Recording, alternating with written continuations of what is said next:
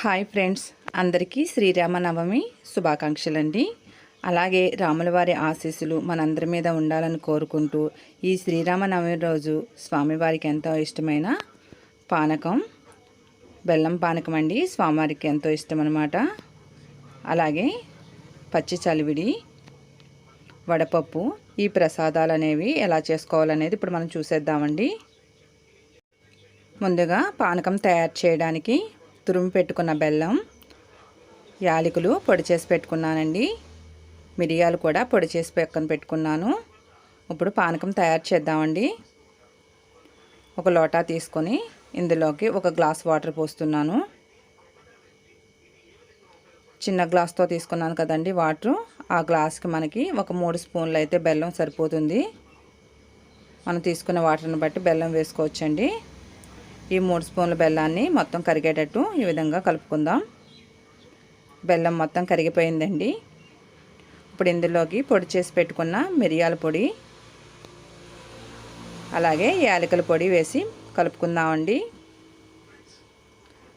అంతేనండి, పానకం అనేది రెడీ అయిపోయింది. ఇప్పుడు మనం గ్లాసులోకి తీసేసుకుందాం. ఈ పానకం అనేది మనకి శ్రీరామనవమి రోజు చాలా స్పెషల్గా చేస్తారండి. స్వామివారికి ఎంతో ఇష్టమైన తులసి దళం కూడా వేసి స్వామివారికి నైవేద్యంగా పెట్టుకుందాం. అలాగే చలివిడండి. చలివిడికి బియ్యాన్ని ఒక గంట ముందు నానబెట్టుకున్నాను అనమాట. నానబెట్టుకుని శుభ్రంగా వాటర్తో కడిగేసానండి. ఇప్పుడు ఈ బియ్యాన్ని వడకట్టుకుందామండి. వాటర్ లేకుండా ఈ విధంగా వడకట్టుకోవాలన్నమాట. బియ్యం మొత్తం వడకట్టేసుకున్న తర్వాత మిక్సీ జార్లో వేసుకుని పిండి పట్టుకుందామండి. ఇలా తడిగా ఉన్న బియ్యాన్ని మిక్సీ పట్టుకోవాలన్నమాట. పిండి పట్టేసానండి. ఇప్పుడు ఈ పిండిని మనం జల్లించుకుందాం.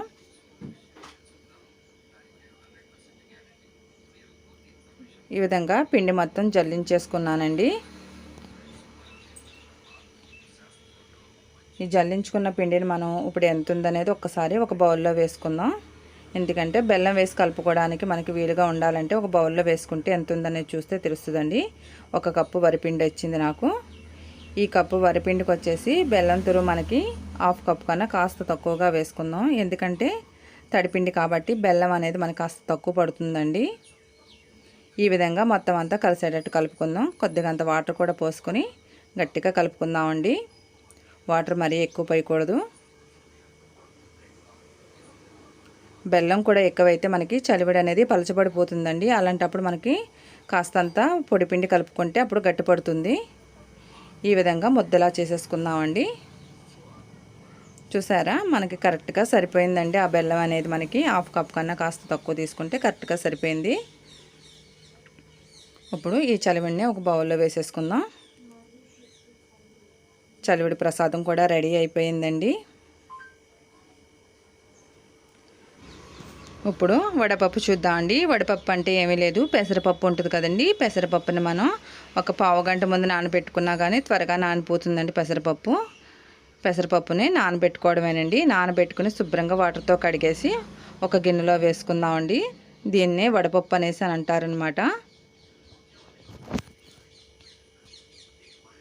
వడపప్పు కూడా రెడీ అయిపోయిందండి. అలాగే మీరు ఎవరైనా మన ఛానల్ కానీ ఫస్ట్ టైం చూసినట్లయితే PNV తెలుగు ఛానల్ని సబ్స్క్రైబ్ చేసుకోండి. పక్కనే ఉన్న బెల్ బటన్ క్లిక్ చేస్తే నేను అప్లోడ్ చేసిన ప్రతి వీడియో మీకు వస్తుందండి.